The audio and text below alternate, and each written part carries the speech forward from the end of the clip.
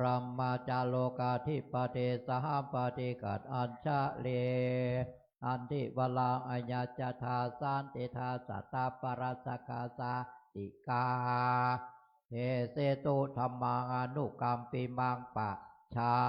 ง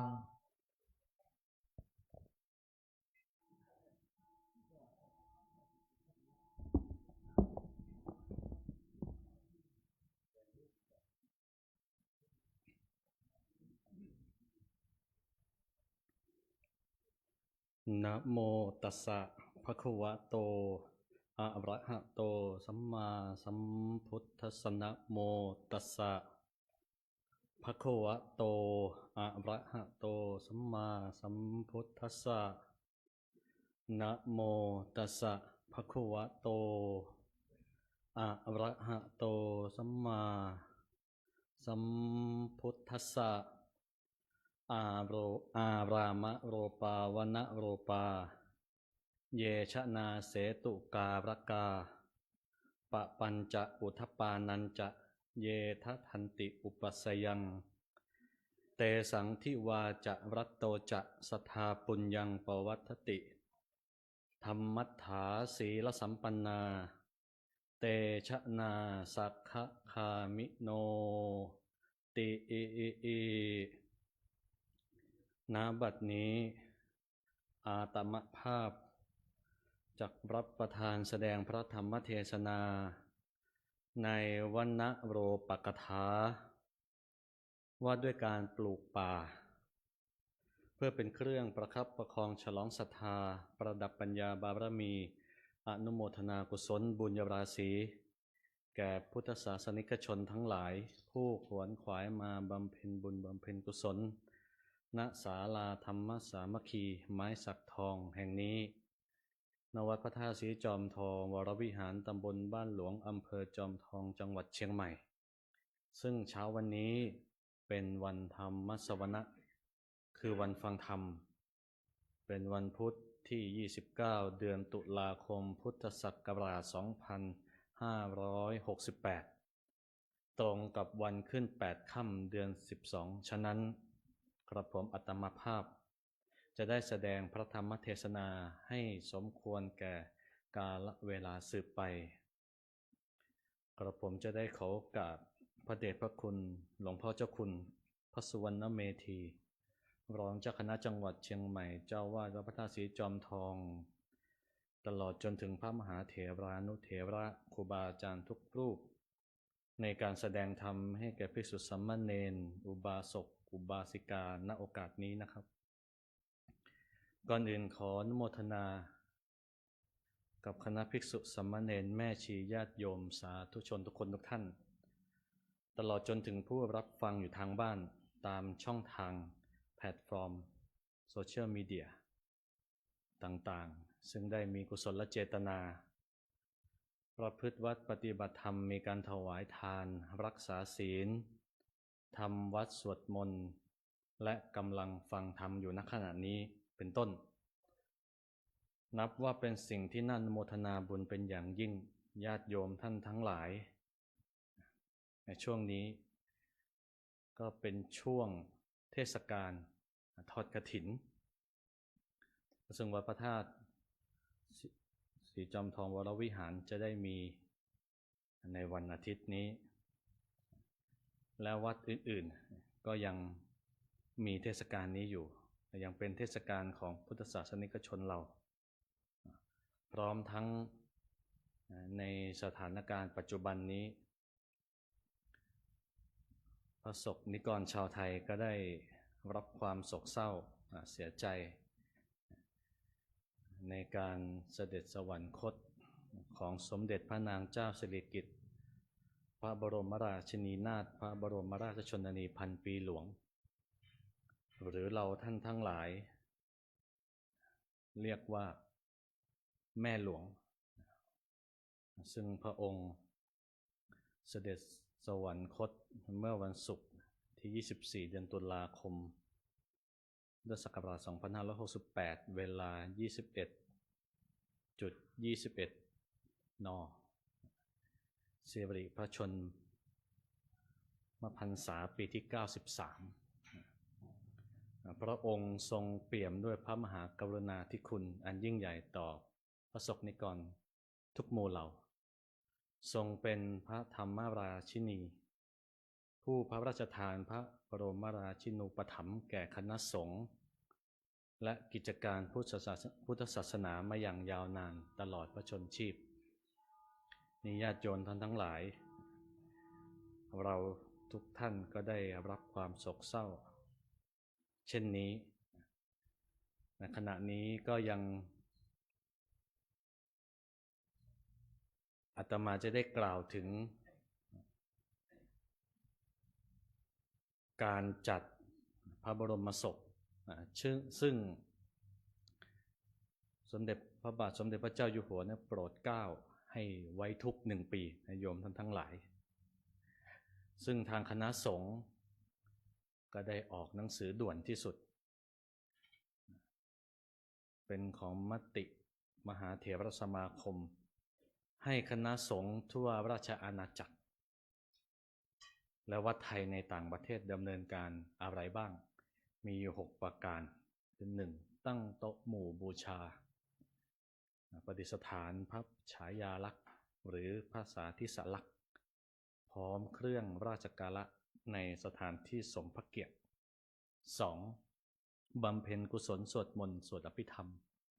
เป็นเวลา30 วันอย่างต่อเนื่องโยมท่านทั้งหลายเริ่มตั้งแต่วันที่26เป็นต้นมา 3. จัดพิธีทักษิณานุประทานในวันสำคัญเช่นวันสัตตมวานครบรอบ7 วันซึ่งจะเกิดขึ้นในวันพรุ่งนี้30 ตุลาคม15 วัน50 วัน100 วันกิจกรรมก็ประกอบไปด้วยทำบุญตักบาตรสวดมนต์เป็นต้น 4. ให้สำนักปฏิบัติธรรมประจำจังหวัดทุกจังหวัดจัดกิจกรรมปฏิบัติธรรมถวายเป็นพระราชกุศล 5. เจริญจิตภาวนาตามที่ได้กรอบ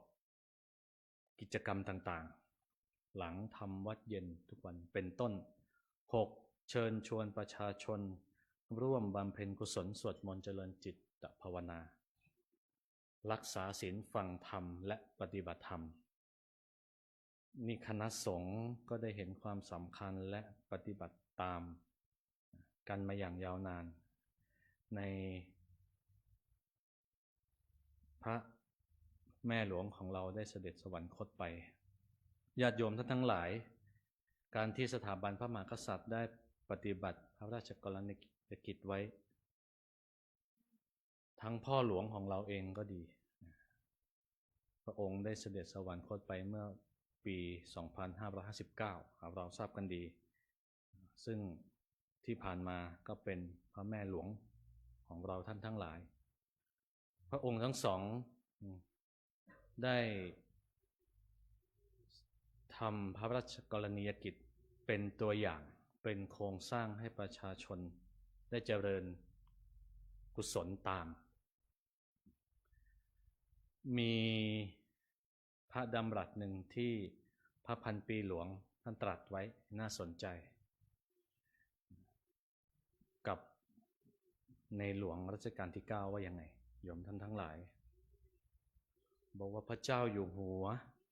เป็นน้ำฉันจะเป็นป่าที่ถวายความจงรักภักดีต่อน้ำพระเจ้าอยู่หัวสร้างอ่างเก็บน้ำฉันจะสร้างป่านี่เป็นกระแสพระดำรัสพระแม่หลวงพระพันปีหลวงของเรา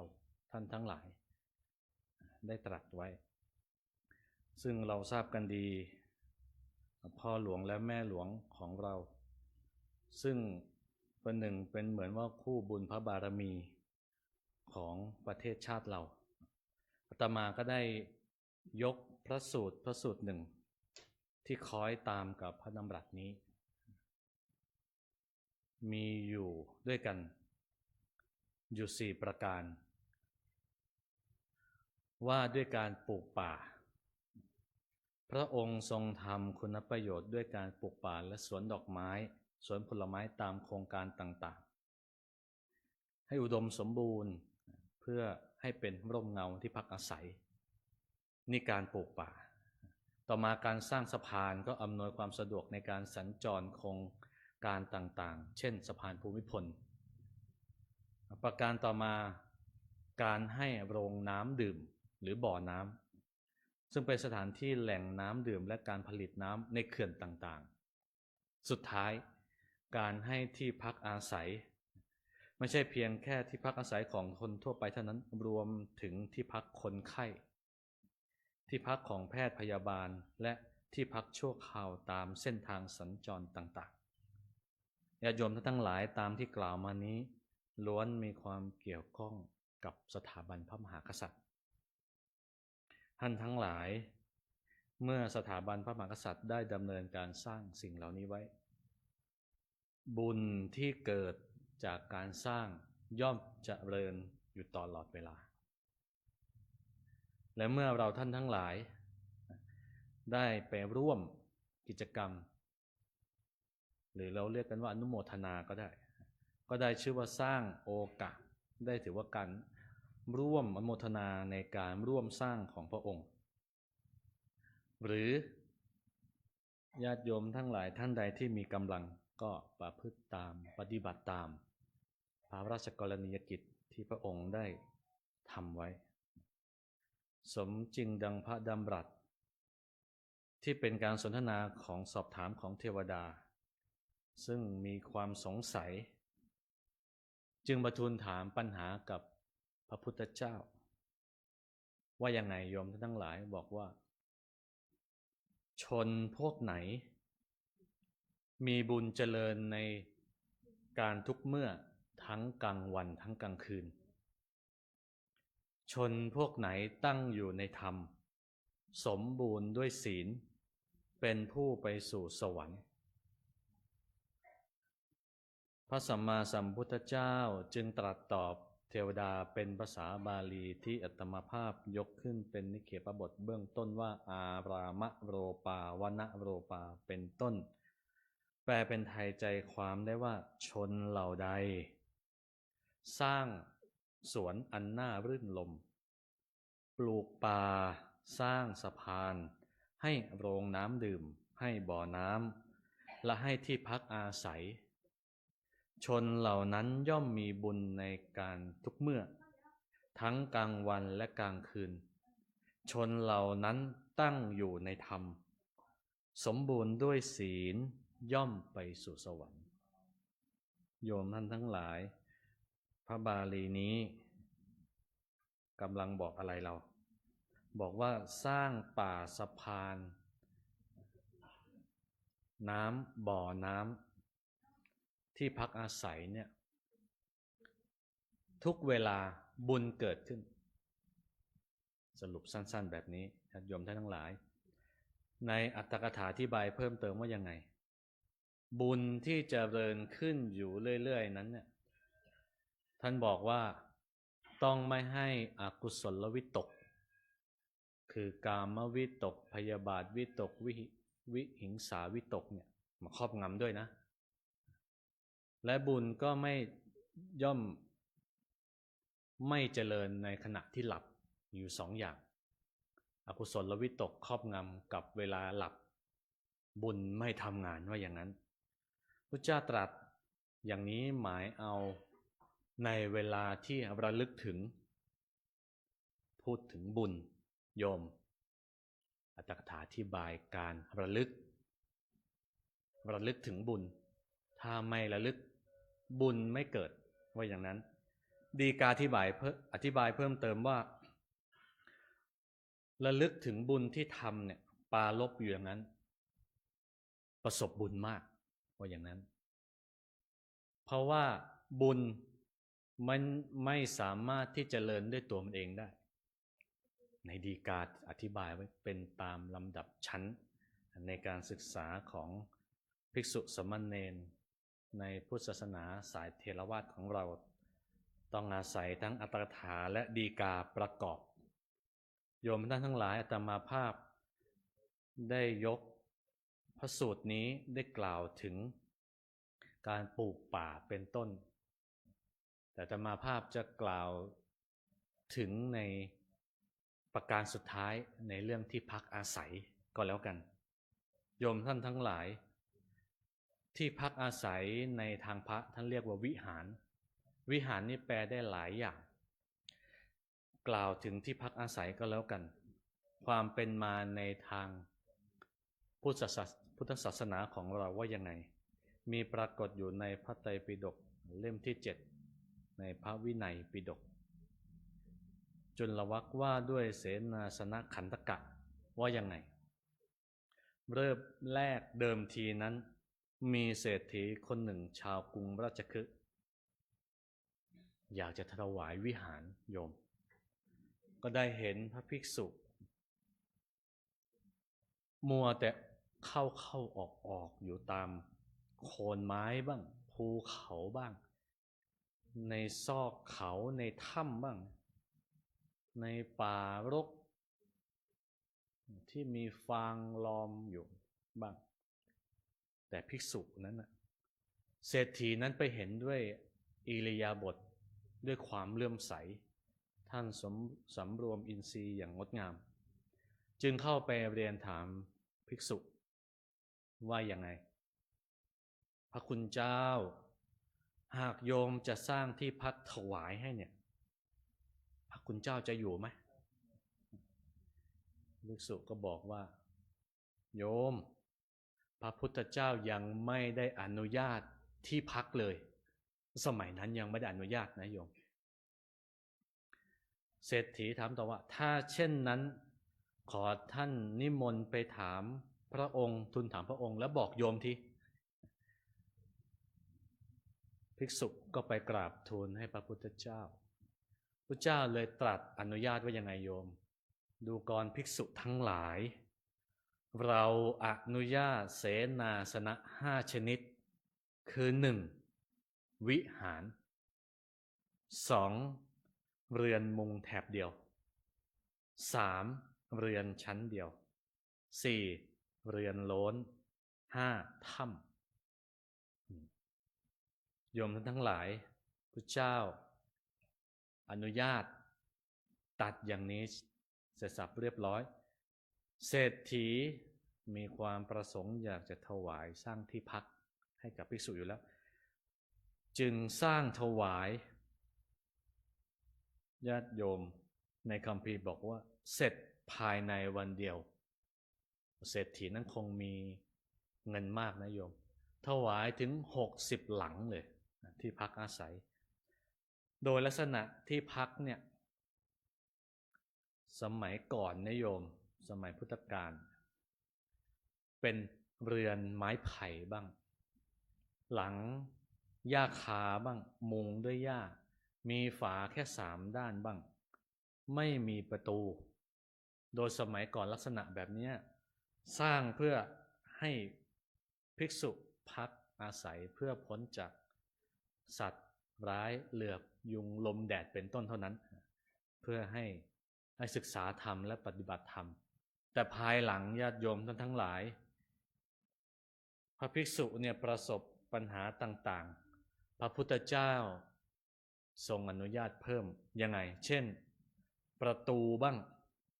หน้าต่างบ้างการตกแต่งทาสีลวดลายเตียงต่างราวยึดหรือ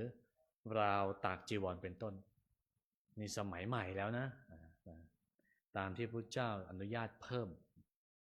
เดิมทีนั้นอยู่ลำบากมากญาติโยมทั้งหลายเศรษฐีทำยังไงต่อจึงนิมนต์พระพุทธเจ้าพร้อมภิกษุตั้งใจจะถวายภัตตาหารในวันต่อมากราบทูลถามพระเจ้าว่าข้าพระองค์จะทำยังไงต่อพระเจ้าเลยบอกว่าท่านเศรษฐีท่านจงถวายที่พักเนี่ย60หลังเนี่ยนะถวายเป็นสงฆ์จตุรทิศที่มาแล้วก็ดียังไม่มาแล้วก็ดีถวายเป็นสงฆ์ชนิดว่ามาจากทิศทั้ง4ด้วยนะและพระพุทธเจ้าเลยตรัสอนุโมทนาเป็นภาษาบาลีว่าสีตังอุณหังปฏิหันติ เป็นต้นบทอนุโมทนาคาถานี้พระสงฆ์ในปัจจุบันของไทยเราได้ใช้อนุโมทนาคาถาในคราวสร้างกุฏิเสนาสนะศาลาการประเรียนต่างๆตลอดจนถึงญาติโยมท่านทั้งหลายนิมนต์พระคุณเจ้าไปขึ้นบ้านใหม่ที่พักใหม่อย่างนี้เป็นต้นพระสงฆ์ก็จะอนุโมทนาคาถาเป็นบทนี้แปลสรุปประเด็นในคาถานี้ว่ายังไงวิหารหรือเรากล่าวกันว่าที่พักอาศัยนั้นช่วยป้องกันภัยธรรมชาติและสัตว์ร้ายการถวายทานนั้นเป็นสิ่งที่ดีที่สุดเพราะว่าเพื่อให้ภิกษุอยู่หลีกเล้นปฏิบัติสมถกรรมฐานและวิปัสสนากรรมฐานทายกผู้ฉลาดสร้างวิหารอันรื่นรมเพื่อให้ภิกษุเพื่อให้พระภิกษุได้ศึกษาธรรมวินัยได้เผยแผ่ธรรมทายกผู้ถวายนั้นควรมีใจเลื่อมใสในการถวายปัจจัยสี่แก่พระสงฆ์ผู้สอนธรรมเพราะพระสงฆ์ผู้สอนธรรมเหล่านั้นจะช่วยให้ทายกผู้ถวายพ้นทุกข์ได้ในคราวเมื่อประสบภัยปัญหาผู้ถวายเข้าใจธรรมนั้นแล้วจะหมดอาสวะบรรลุนิพพานได้นี่แปลตามคาถาโมทนาวิหารทานคาถาอย่างนี้มีอีกพระสูตรหนึ่งญาติโยมทั้งหลายได้กล่าวถึงการถวายที่พักอาศัยในกิ่งทัทสูตรว่ายังไงว่าผู้ใดถวายที่พำนักอาศัยผู้นั้นชื่อว่าให้ทุกอย่างให้ทุกอย่างยังไงญาติโยมทั้งหลายในอัตถกถาอธิบายว่าเสนาสนะนั้นช่วยให้ฟื้นฟูกำลังสุขภาพในคราวเมื่อพระภิกษุสามเณรออกบิณฑบาตกลับมาพักอาศัยย่อมได้กำลังและสุขภาพผิวพรรณก็กลับมาดั่งเดิมงดงามในคราวเมื่อออกไปพบกับลมแดดหนาวเป็นต้นเอื้อต่อการปฏิบัติธรรมเมื่อคราวที่ภิกษุจะสาธยายธรรมเจริญกรรมฐานและช่วยให้ร่างกายสดชื่นเช่นดวงตาที่ฝ้าฟางเกิดจากความเหนื่อยล้าย่อมกลับมาผ่องใสญาติโยมทั้งหลายฉะนั้นเสนาสนะจึงเป็นปัจจัยสำคัญที่เอื้อต่อกายและใจของภิกษุสามเณรผู้จะศึกษาธรรมวินัยและปฏิบัติกรรมฐานอย่างสิ้นเชิงท่านทั้งหลายสรุปในบทเทศนานี้เป็นประเด็นสำคัญว่า 1. ให้เราท่านทั้งหลายได้สร้างกุศลเจริญรอยตามพระยุคลบาทของพระแม่หลวงของเราพระพันปีหลวงที่พระองค์ได้ทรงกระทำพระราชกรณียกิจไว้ต่างๆนานาเราถือโอกาสนี้ได้สร้างกุศลทำได้ทุกเวลาโยมท่านทั้งหลาย 2. การปลูกป่าสร้างสะพานบ่อน้ำโรงน้ำและที่พักอาศัยที่อาตมากล่าวสุดท้ายเฉพาะที่พักอาศัยนั้นให้เราทราบความเป็นมาในทางธรรมและวินัยความเป็นมาสำคัญอย่างไรสำคัญต่อภิกษุสามเณรอย่างไร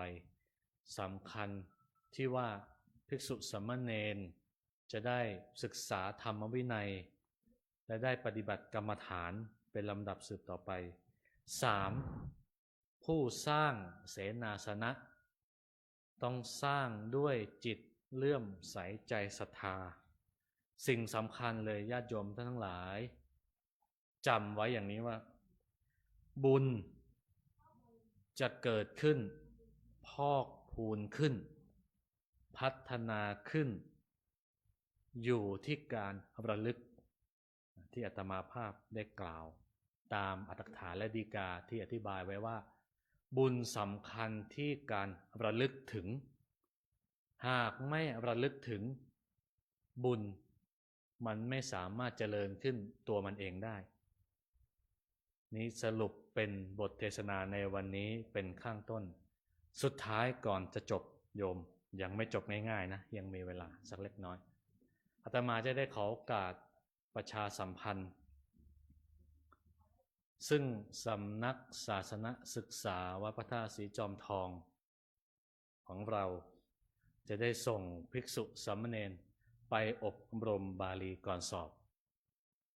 ร่วมกับทางคณะสงฆ์ภาค7 3 จังหวัดประกอบไปด้วยเชียงใหม่ลำพูนแม่ฮ่องสอนเป็นจำนวน13รูปคนรวมทั้งพระวิทยากรไปเรียนธรรม9ประโยคถึง4รูปคนประกอบไปด้วยท่านอาจารย์พระมหาวิทูลภูริเมธีไปเรียนธรรม9ประโยคญาติโยมทั้งหลายได้ทราบกันดีรู้จักท่านดีซึ่งนั่งอยู่บนอาสงฆ์ณขณะนี้รูปที่2ท่านอาจารย์พระมหาคัมภีร์ภูริวัฒโนไปเรียนธรรม9ประโยคผู้ช่วยเจ้าวาดพระอารามหลวงท่านที่3ท่านอาจารย์แม่ชีผ่องพันธ์ล่องทองบาลีศึกษา9ประโยคหรือที่เรารู้จักกันดีแม่ชีอ้อยและอาตมาผู้เทศเองซึ่งโครงการอบรมบาลีก่อนสอบสนามหลวงชั้นประโยคประเรียนธรรม6ประโยคถึง9ประโยคจริงๆแล้วเปิดตั้งแต่ประโยคต้นเลยนะตั้งแต่ประโยค1-2ซึ่งพระภิกษุสามเณรก็จะรวมกันจำนวนร่วมเกือบ300รูปคนพร้อมทั้งวิทยากรด้วยญาติโยมทั้งหลายตั้งแต่วันที่6เดือนพฤศจิกายน2568จนถึง17มกราคม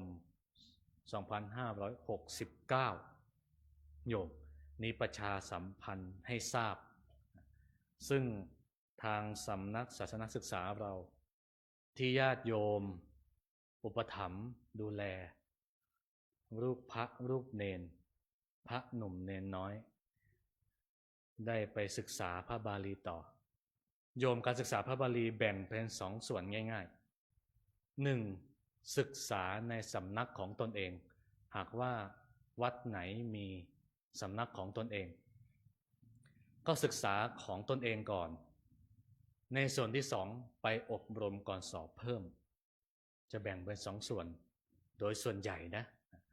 แต่บางท่านก็สะดวกแล้วแต่ตามโอกาสนี่ญาติโยมทั้งหลายลูกพระลูกเนรของโยมทุกคนทุกท่านก็จะได้ไปอบรมบาลีก่อนสอบที่อาตมาแจ้งข้างต้นซึ่งปกติแล้วคณะอุบาสกเรานำโดยพ่อหลวง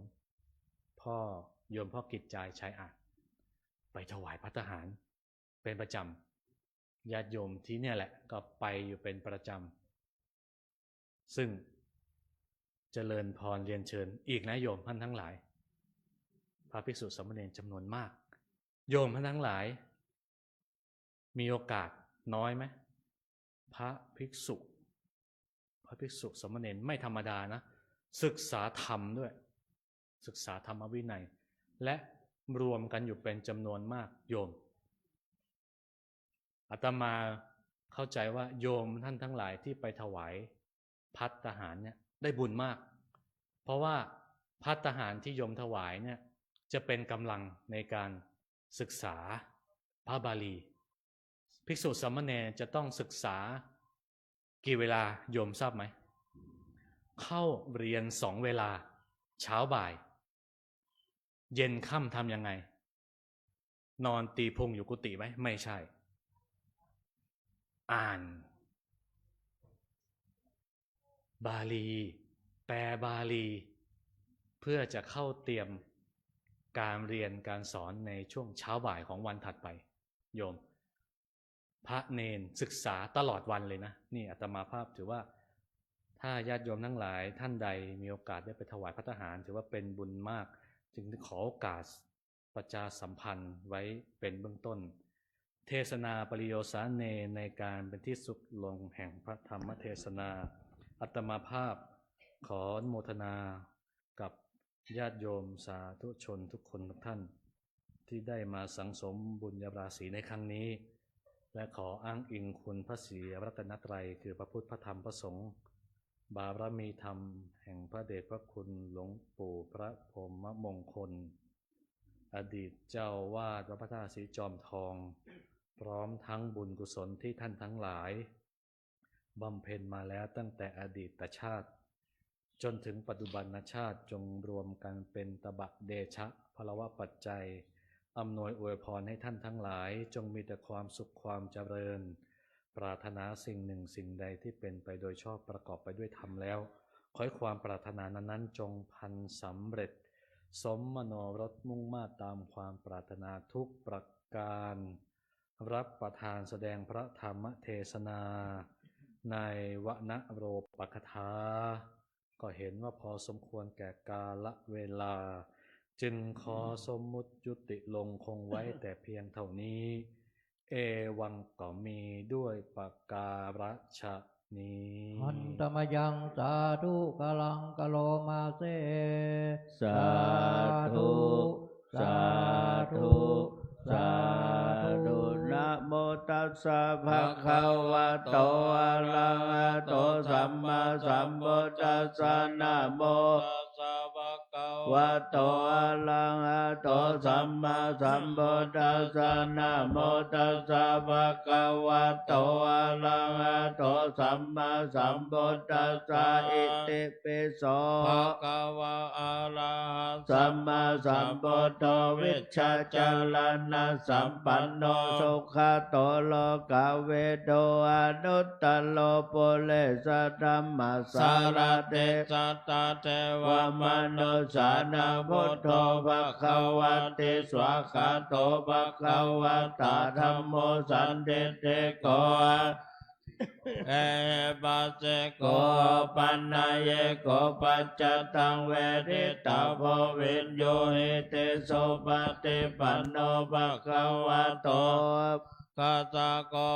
สุปฏิปันโนภะคะวะโตสาวกสังโฆยายาปฏิปันโนภะคะวะโตสาวกสังโฆสามิจิปฏิปันโนภะคะวะโตสาวกสังโฆยะติทังยัตตาเลปุเรสยโยกาเนอัตตาปุเรสปุคาลาเอสภะคะวะโตสาวกสังโฆอาหุนายโยปาหุนายโยทักขินายโยอัญชลิกาลนิโยอนุตตลังปุณะเกตังโลกัสสา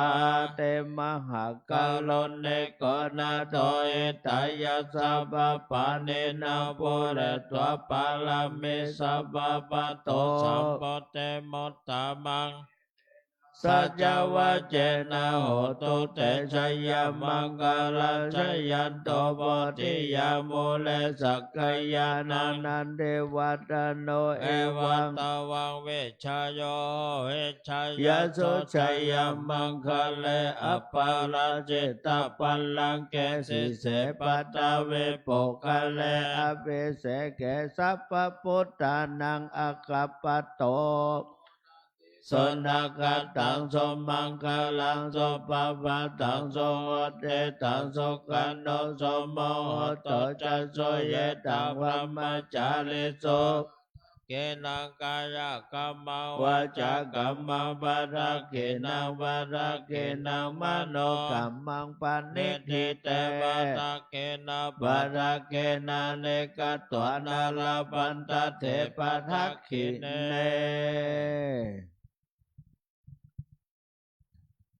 โยมประเคนการเทศ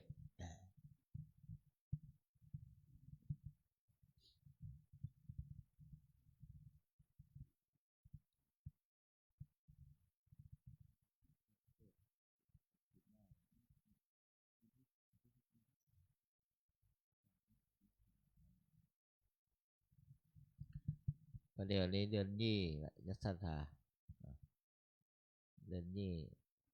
โอ้โห ครูพุทธศาสตร์นี่วางธรรมเมืองเอาละคนละ3 พฤศจิกาศีลหน้าไปเนี่ยไกลประเด็นนี้เดือนนี้แล้วเหรอ8 ค่ำวันนี้ ถ้าจะหนาวแล้วก็หนาวดีเนาะ เย็นมาแล้วเนาะมันเข้ากับบรรยากาศ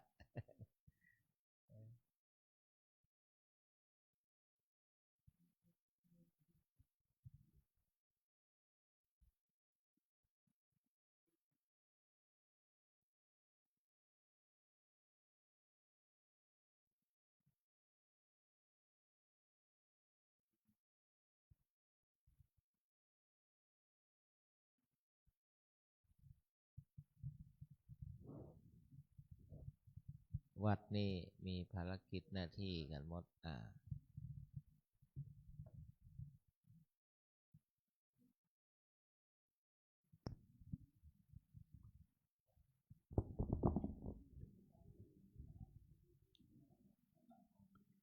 ยะถาวาริวหาปูราปาริปูเรนติสาคะรังเอวะเมวะอิโตทินังเปตานังอุปกัปปติอิชิตังปัตถิตังตุมหังคิปะเมวะสมิจฉตุสัพเพภูเรนตุสังกัปปาจันโหปนะระโสยะถามณิโชติระโสยะถาสัพพิติโยวิวัชชันตุสัพพะโรโควินาศตุมาเตภวัตวันตรายโยสุขีทีขายุโกภวะอภิวาทนาสีลิสะนิจังวุธาปจายโนจัตตารโอธรรมาวัฏันติอายุวันโนสุขังภะลัง สาธุ สาธุ สาธุครับคณะสัตยาทั้งหลายช่วยกันยกกันเข้าแล้วก็บาตรมาถวายท่านพระคุณเจ้าครับ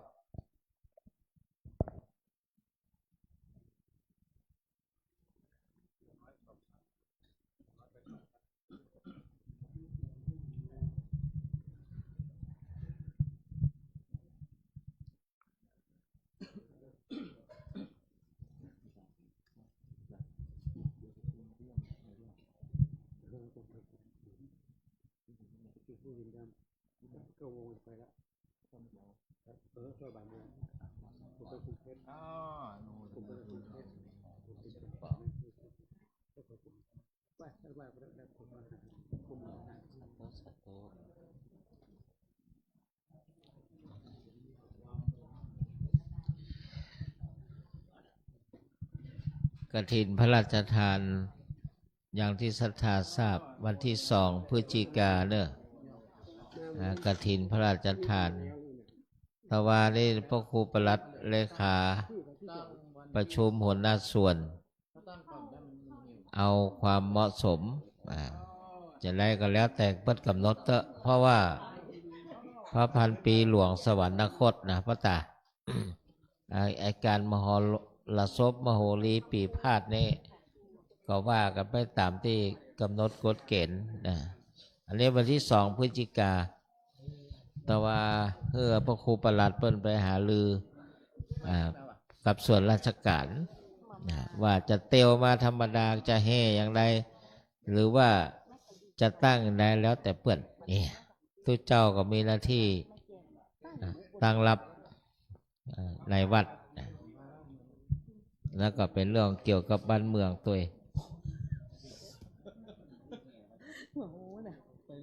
แล้วแต่ไปหาเรือว่าเพราะว่า5 โมงเช้าการประโคมอย่างที่มันลื่นเริงเกินไม่ต้องมา4 โมงครึ่งเพราะว่ามา5 โมงก็ได้หน่อยแล้วแต่เพื่อนต้องมาวัดเงินนั้นวัดนี้เพื่อนก็มีภารกิจหน้าที่กันตามส่วนนะที่เรียนหนังสืออบรมก็เรียนไปอันที่ทำงานภายในวัดก็ทำงานไปเนี่ยอันที่ทำภารกิจอื่นก็ทำหน้าที่ไปต่างคนต่างมีหน้าที่ มาวัดหลวงเลยมหันต์พระเนรสักตนเอาเปิดไปอบรมบาลีจะมัดมือรถในสุเจ้ามีสักตนวนไปวนมาเฮากับอินดูเจ้าคุณออดมัดเธอก็ได้เนี่ยปะ ทั้งยากอะไรอย่างแล้วไป วันละดีนะเพิ่นมีภารกิจนะวัดนี้เพิ่นมี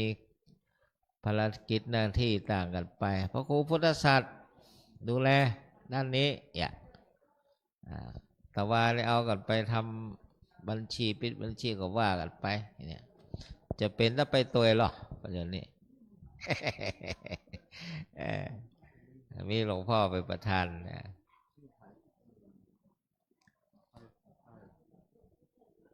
วัดนี้เพิ่นมีหน้าที่กันหมดนะ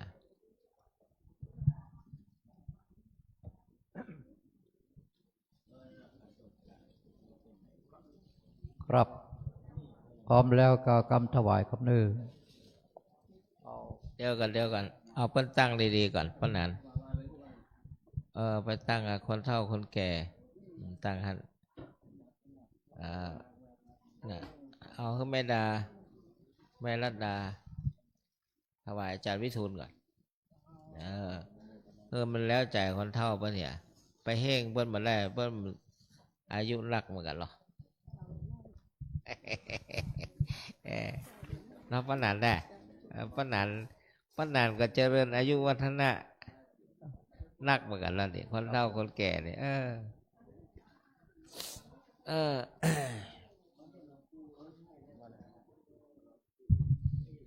เอาว่าได้เลยเอาปนันว่าครับต่อไปก้าวกำถวายว่านะโมพร้อมเดียวกันครับนะโมตัสสะภะคะวะโตอะระหะโตสัมมา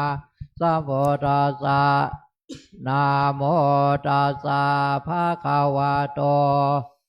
อะโตสัมมาสัมพุทธัสสะนะโมตัสสะภะคะวะโตอะโต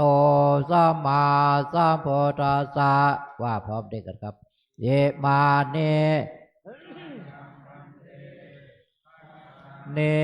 สะปาลิวาลาเน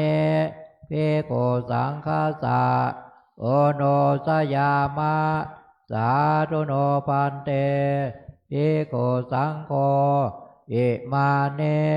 ภัตตาเนสะปาลิวาลาเนปาติคานาตุอัมหากังเทคาลตังตายะสุขายะข้าแด่พระสงฆ์ผู้เจริญถวายภัตตาหารพร้อมทั้งบริวารทั้งหลายเหล่านี้แก่พระภิกษุสงฆ์ขอพระภิกษุสงฆ์จงรับภัตตาหารพร้อมทั้งบริวารทั้งหลายเหล่านี้ของข้าพเจ้าทั้งหลายเพื่อประโยชน์และความสุขความเจริญแก่ข้าพเจ้าทั้งหลายตลอดกาลนานเทอญสาธุนิมนต์ท่านเจ้าคุณยักเขพันเตสังโฆปฏิชานาตุขอพระสงฆ์ทั้งปวงจงรับทราบบัดนี้ได้มีทายกทายิกาผู้มีจิตศรัทธาล้อมละมาถวายซึ่งภัตตาหารมาเป็นสังฆทานแด่พระภิกษุสงฆ์ในวัดนี้อันว่าสังฆทานนี้สมเด็จพระพุทธองค์ทรงมีพระบรมพุทธานุญาตให้แจกกันตามบรรดาที่มาถึงฉะนั้นพระสงฆ์ทั้งปวงจะเห็นสมควรหรือไม่เห็นสมควรก็ถ้าหากเห็นว่าไม่เป็นการสมควรแล้วไซร้ก็ขอจงโปรดทักท้วงขึ้นในท่ามกลางระหว่างสงฆ์อย่าได้เกรงใจหากเห็นว่าเป็นการสมควรแล้วขอจงเป็นผู้นิ่งอยู่บัดนี้พระสงฆ์ทั้งปวงนิ่งอยู่ข้าพเจ้ารู้ได้ว่าเป็นการสมควรและจะขอสมมุติตนเป็นผู้แจกของสงฆ์ต่อไปณกาลบัดนี้นะโมตัสสะภะคะวะโตอะระหะโตสัมมาสัมพุทธัสสะนะโมตัสสะภะคะวะโตอะระหะโตสัมมาสัมพุทธัสสะนะโมตัสสะภะคะวะโตอะระหะโตสัมมาสัมพุทธัสสะอายังปัทมภาโคมหาเถรสะปาปุณณติส่วนที่หนึ่งย่อมถึงแก่พระมหาเถระผู้อยู่เหนือข้าพเจ้าอวเสสาภาคาอัมหากังปาปุณณติส่วนที่เหลือย่อมถึงแก่ข้าพเจ้าทั้งหลายคือเถระมัชชิมะตลอดจนนวกะรูปสุดท้าย ตลอดจนบรรดาสามเณรทั้งหลายคฤหัสถ์ญาติโยมอุบาสกอุบาสิกาแม่ชีโยคีผู้ประพฤติวัดปฏิบัติธรรมทั้งหลายตลอดถึงดิรัจฉานทั้งหลายเตยถาสุขังปริพุนชันตุขอให้ท่านทั้งหลายเหล่านั้นจงบริโภคตามความสุขสบายเถิด สาธุ สังเขนารุจติสังเขนารุจติสังเขนารุจติ ด้วยมีอย่างพ้องวันนี้ก็ท่านเจ้าคุณได้แจ้งให้ท่านศรัทธาทั้งหลายได้ทราบว่าการทอดกฐินในวันนี้เป็นไปอย่างไรก็ขอนิมนต์ถวายความเคารพพระเดชพระคุณท่านเจ้าคุณสุวรรณเมธีท่านเจ้าคุณอมรเวทีท่านอาจารย์มหาวิทูลและมหาเถระทุกรูปแล้วก็ขอสวัสดีสามเณรทุกท่านและขอเจริญพรแม่ชีญาติโยมอุบาสกอุบาสิกาทุกท่านคณะศรัทธาทุกคนวันนี้จะขอมาแจ้งเรื่องกฐินพระราชทานของเขากฐินปีนี้ทอดณวันที่2นะเวลา 15 นาฬิกาเขาอยากจะเชิญชวนคณะญาติโยมเข้ามากันร่วมอนุโมทนากับเจ้าภาพเปิ้ลตั้งใจมาแต่คณะของเปิ้ลเนี่ยมีบ่กี่คนหรอก 5-6 คนแล้วก็คณะของอันเนี้ยถ้าจะนักอยากจะนิมนต์อยากจะเชิญชวนคณะศรัทธาบ้านเฮาเนี่ยเข้ามาร่วมอนุโมทนากับเปิ้ลที่มหาศาลาในวันที่2เวลา15 นาฬิกาประมาณบ่าย 2 โมงนี้ก็เข้ามาได้แล้วเขาจะทอดในเวลา 15 นาฬิกานะขอแจ้งคือที่นี้ทราบโดยทั่วกันว่าขอเชิญชวนญาติโยมทั้งหลายเข้ามาร่วมอนุโมทนากับญาติโยมเปิ้ลเจ้าภาพเปิ้ลตั้งใจมาจากกรุงเทพแล้วนะเปิ้ลมาครอบครัวเปิ้ลก็เหลือบ่กี่คน 5-6 คนแล้วก็เหลือนั้นก็จะเป็นศรัทธาตั้งเฮานะช่วยกันอันมาก็ขอแจ้งว่าวันนี้แจ้งที่นี่ทราบว่าการทอดกฐินของเราผ่านมาแล้วตอนนี้อาตมาทอดมาแล้ว13วัดนะวัดที่1วัดพระธาตุสีจำทองสหภาพเยอรมันอันนี้คือพระไปนี้ได้เงินอยู่1,500,000 บาทนะ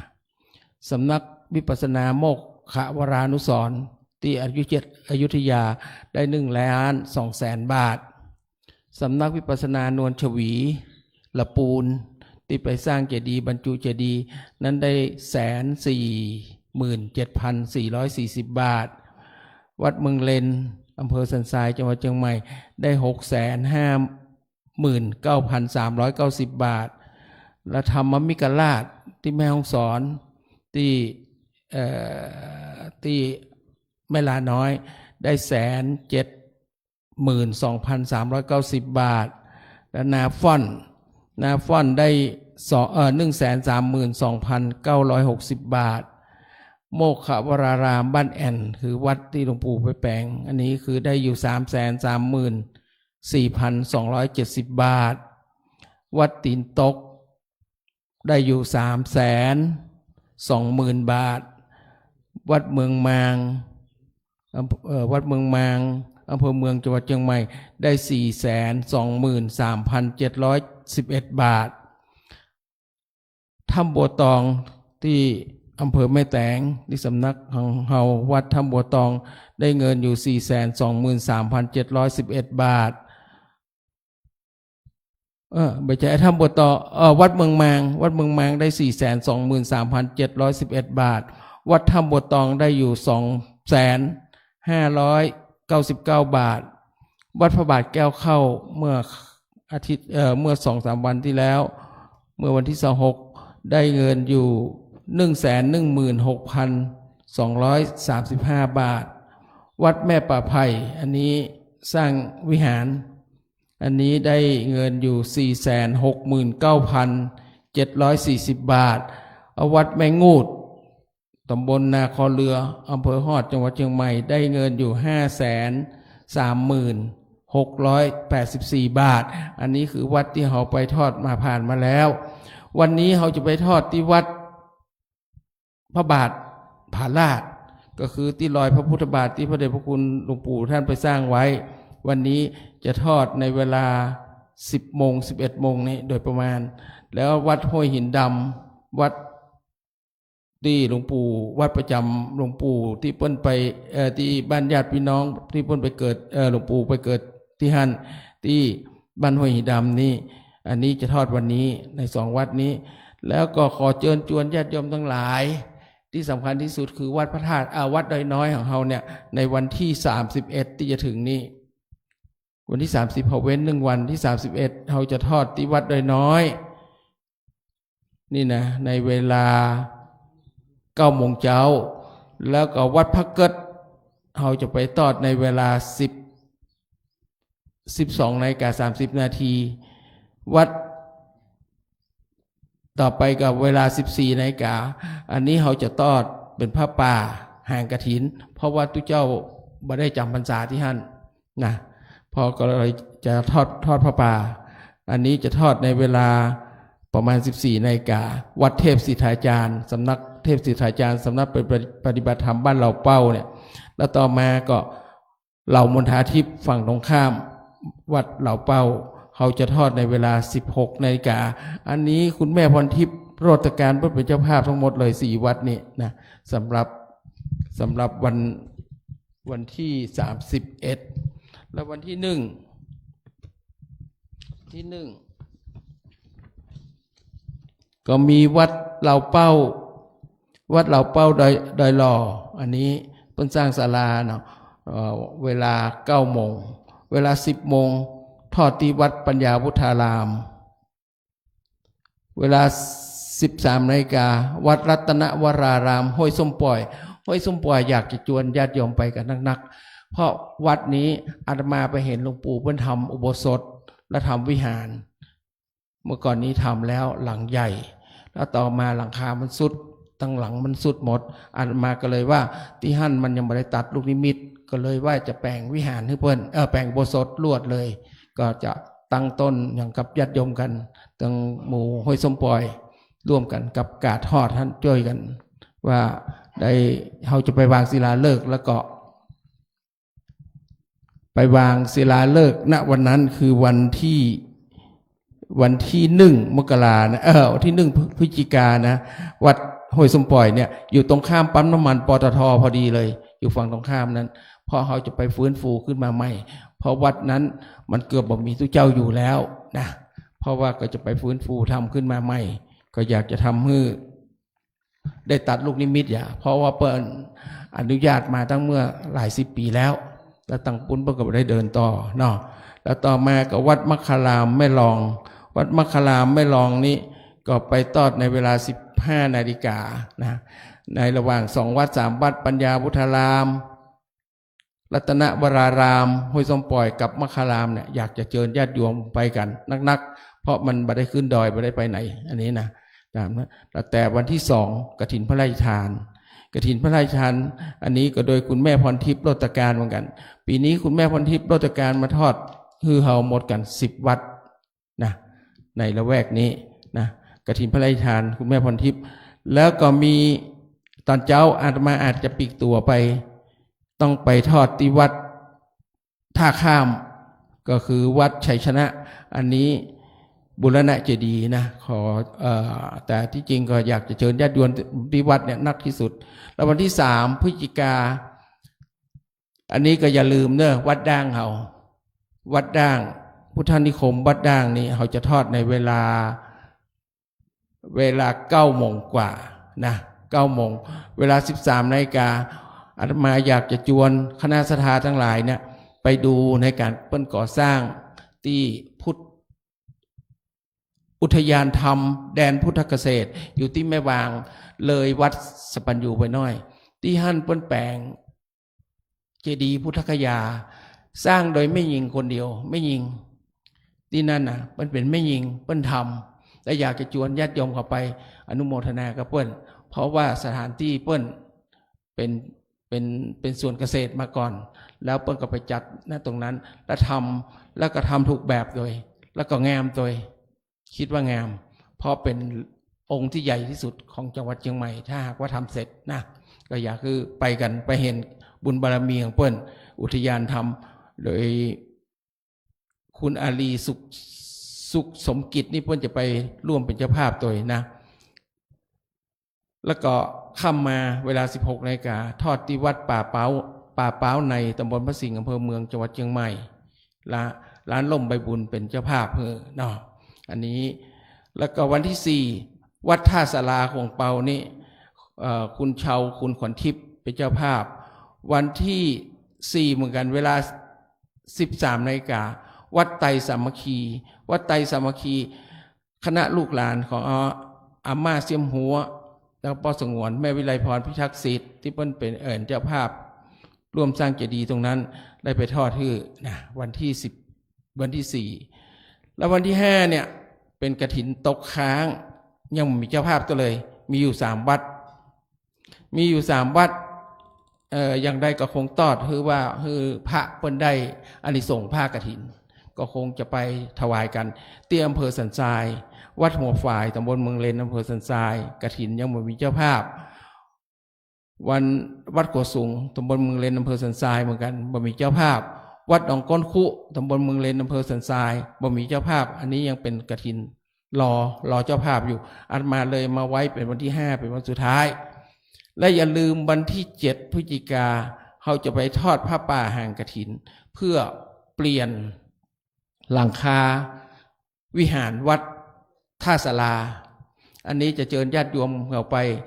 ลวดปล่อยกระทงของหลวงปู่ในเวลาค่ำแล้วเขาก็ลวดทอดผ้าป่าห่างกฐินที่ท่านเลยปิดท้ายด้วยกันทอดผ้าป่าห่างกฐินที่วัดท่าสาราถ้าใครมีความประสงค์จะเดินทางไปร่วมกันก็เตรียมตัวได้เลยว่าไป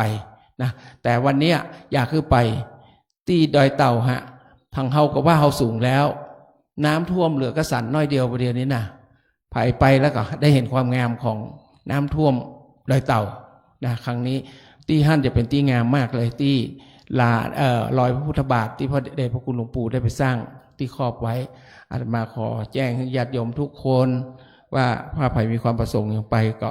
ไปด้วยกันได้ในเวลา 9 โมงนี้นะขอเจริญพรสาธุสาธุสาธุหลวงพ่อเตรียมรับพรยะถาวาริวะหาปุราปริปุเรนติสาครังเอวะเมวะอิโตทินังเปตานังอุปกัปปติอิชิตังปัฏฐิตังตุมหังคิปะเมวะสมิจฉตุสัพเพปุเรนตุสังกปาจันโทปนรโสยถามะนิโชติรโสยถาสัพพิติโยวัชชันตุสัพพะโรโควินาศตุมาเตภวัตวันตรายโยสุเขเทคายโกภวะอิติโยเววัชชันตุสัพพะโรโควินาศตุมาเต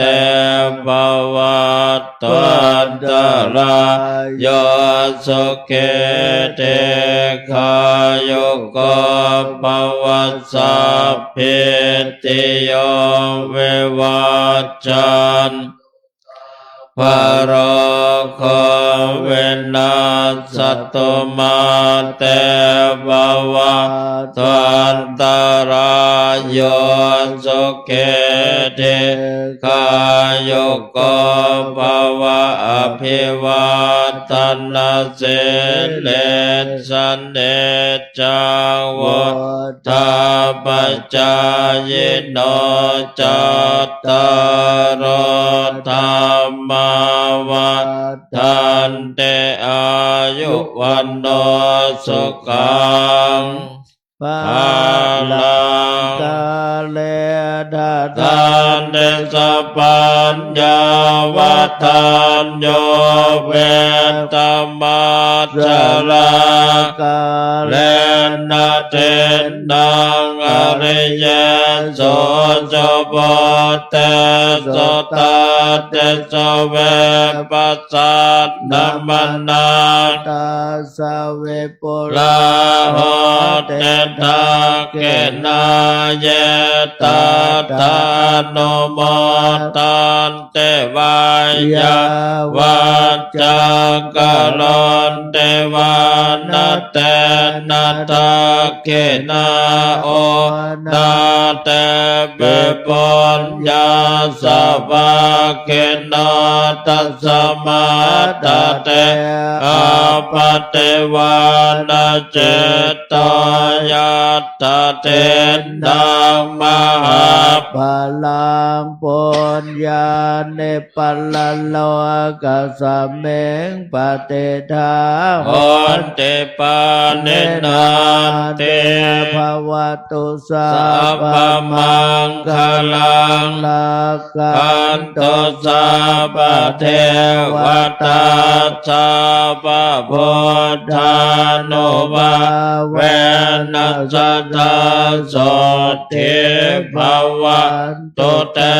ภวตุสัพพมังคลังลักขันตุสัพพเทวตาสัพพธรรมานุภาเวนัสสตาโสทิภวันตุเตภวตุสัพพมังคลังลักขันตุสัพพเทวตาสัพพสังฆานุภาเวนัสสตาโสทิภวันตุเต มาเตสาธุสาธุสาธุครับต่อไปขอเชิญทุกท่านนั่งสมาธิเจริญภาวนาแผ่เมตตากุศลบุญทานที่ได้มาทำบุญในวันนี้นะครับ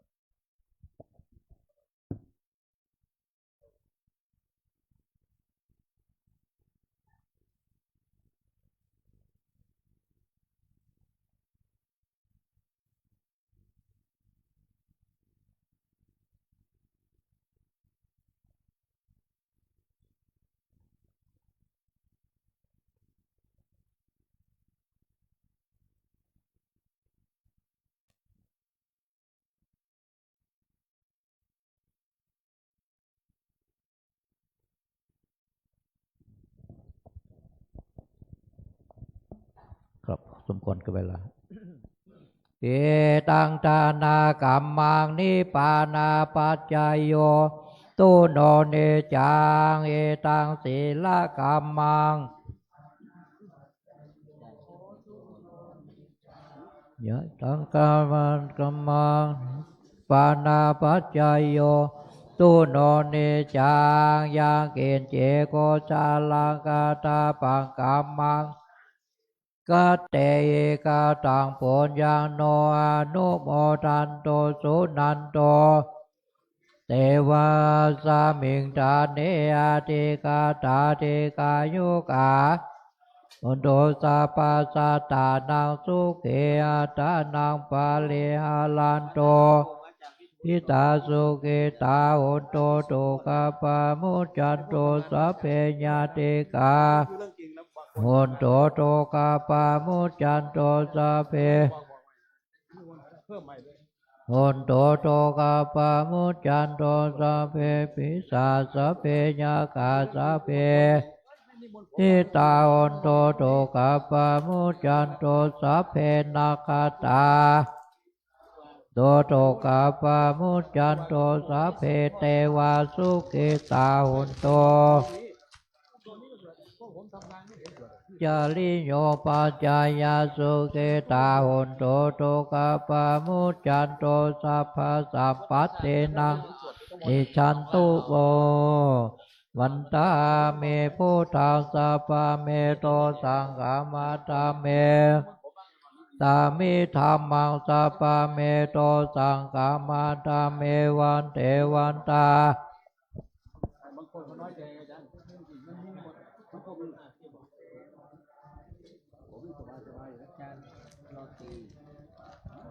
สุ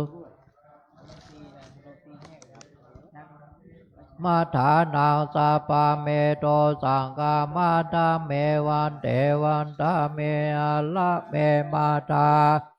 ยังสัพพะเมโตสังฆามาตาเมวันเทวันตาติยังสัพพังสัพพะทานเนสุปาทิสิกขาลาธาตุ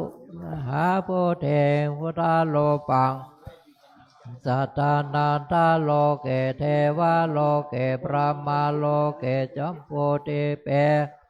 สิเปสาลิลาธาตุโยเกสาธาตุโยอะระหันตาโยเจติยังกันทาโกติกจตุลาเสติสาเสเตสะเปสะปะตาเจติยังวันตามิสัพพะโสครับต่อไปก็วันตาด้วยลูกเหมือนหลวงปู่แล้วก็ท่านเจ้าคุณทุกตัวทุกองค์ครับวันตาเมพันเตสัพพังอาปาลาตังกามาตามยังกาต่างพลยังสามินาโนโมสามินากาต่างพลยังไม่ห่างตาตาพังสาธุ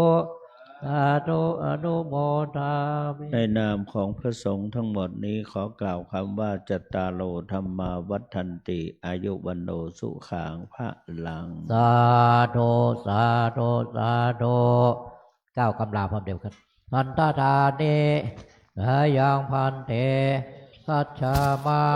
พาหุกิจามายังพาหุการณิยายะสถานิตุมเหกาลังมัญญธาสาธุพันเตสาธุพันเตสาธุพันเตขอพรครับเนอ